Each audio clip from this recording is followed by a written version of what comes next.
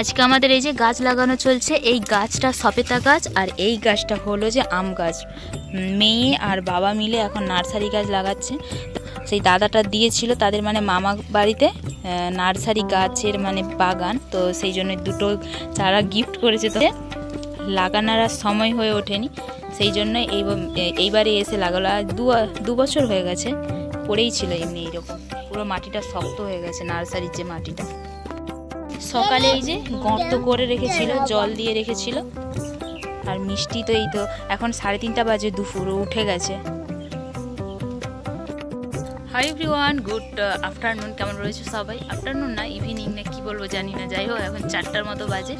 তো কেমন রয়েছে সবাই? আশা করছি সবাই অনেক ভালো রয়েছে, সুস্থ রয়েছে। আমরাও ভালো আছি, সুস্থ আছি। তো এখন থেকে ব্লগটা স্টার্ট করলাম। আশা করছি আজকের ব্লগ ভিডিও দেখতে তোমাদের অনেক ভালো লাগবে। প্রথম থেকে শেষ পর্যন্ত স্কিপ না করে আমার ভিডিওটা দেখতে থাকো। সপেতা গাছ লাগানো কমপ্লিট হয়ে গেছে। গাছটা বড় হবে, তারপরে ফল হয় বাকি, তারই একটা আশা আছে। তো আশা করবো যে হবে, হয়তো দেখা যাক কি হয়। মিষ্টি এই যে হাত কেটে নিয়েছে একটুখানি, এই আম পাতাগুলো ধার, তো হাতটা নরম। মিষ্টির হাত কেটে গেছে, জ্বালা জ্বালা করছে।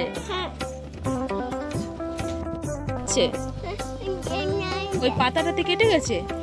আচ্ছা ঠিক আছে, এই পাতাটাকে ছিঁড়ে ফেলে দিবে। তো কেটে গেছে মিষ্টির হাত। কি অনেক কিন্তু লেবু ধরেছে, সেদিনে তোমাদেরকে দেখিয়েছিলাম, খুব লেবু ধরেছে, কিন্তু হলেই হলো। এই ফুল হয়েই তো ঝরে যায়, এটা একটা দুঃখজনক ব্যাপার।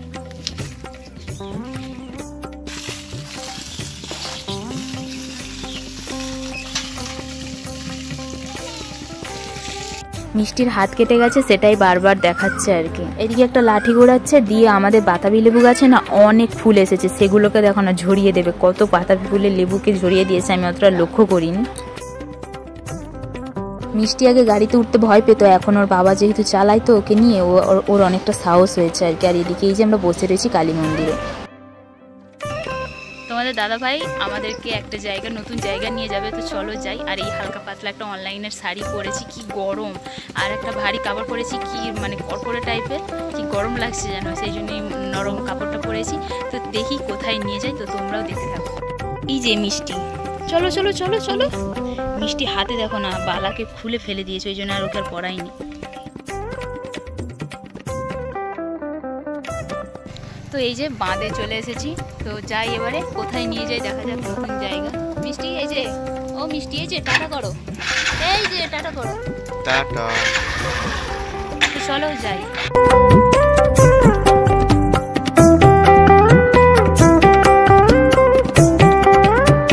মিষ্টিকে আগলি দিকে বসিয়েছে, সামনের দিকে দেখো না গাড়ি চলতে চলতে ও চাবিটাকে অফ করে দিচ্ছে আর গাড়ি থেমে যাচ্ছে, এত বদমাশ। এটা হলো যে সেই কংসাবতী নদী পাঁশকুড়ার, তো সেই যে 17 ফুট বাড়ি যে একতলা ডুবে গিয়েছিল সেটাই দেখতে এসেছে। এখন কিন্তু নদীতে অতটা জল নেই, অতটা বোঝা যাচ্ছে না, যখন জল থাকবে তখন বেশ সুন্দর লাগবে দেখতে দৃশ্যটা। এটা হলো কংসাবতী নদী আর এটা হলো ওভারব্রিজ। আর যদি ভুল বলে থাকি ক্ষমা করে দিও, কারণ আমরা না অতটা এদিকে আসি না।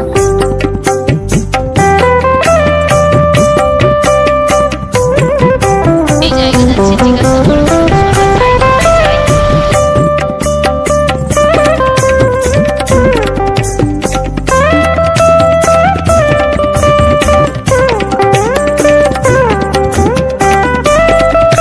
কংসাবতী নদীর বাঁধ দিয়ে আমরা সুন্দর প্রাকৃতিক দৃশ্য দেখতে দেখতে চলে এসেছি।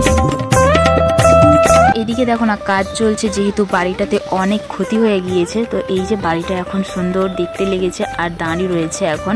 তো পুরো তো মানে ওই যে কালো বর্ডারের মতো দেখতে পাচ্ছ, অতটা পুরো একদম জলের তলায় চলে গিয়েছিল, তো অনেক লিফটিং করে তোলা হয়েছে।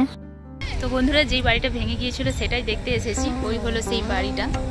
এখনো কাজ চলছে আর এদিকে ওই যে ডোজার মেশিন দিয়ে মাটিটাকে এখনো সরানো চলছে আর কি, যেহেতু বাড়িটার অনেক ক্ষতি হয়ে গেছে।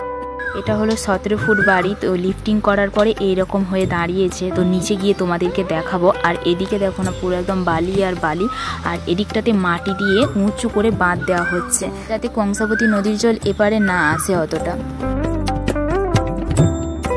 বাড়িটা দেখতে কিন্তু অনেক জন এসেছে, নিচে বাড়িটার কাছে দেখতে যাচ্ছি, সাইডে দাঁড়িয়ে রয়েছে আর আমরা এখন বাড়িটার সামনে গিয়ে দেখব।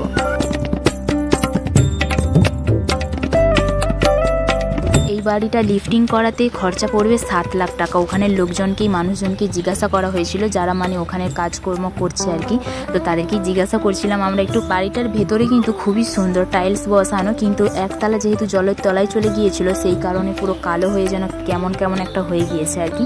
আর এই যে শ্রীকৃষ্ণ হাউস লিফটিং, এরাই সাহায্য করেছে এই বাড়িটা ওঠানোর জন্য।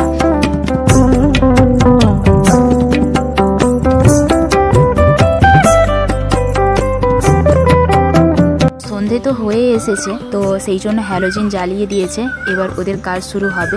একটা জিনিস খুব ভালো লেগেছে যে এই গ্রামে এইরকমভাবে বাড়িটাকে সুন্দর করে তুলে আবার আগের মতো ফিরে এনেছে।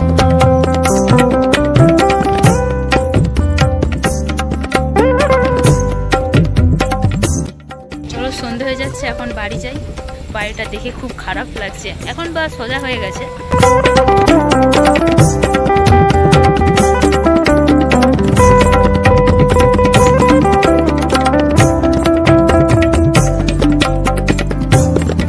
সন্ধে হয়ে আসছে আর এখন হচ্ছে যেতে তো 40-45 মিনিট মতো লেগে যাবে, তো চলো এখন বাড়িতে যাই।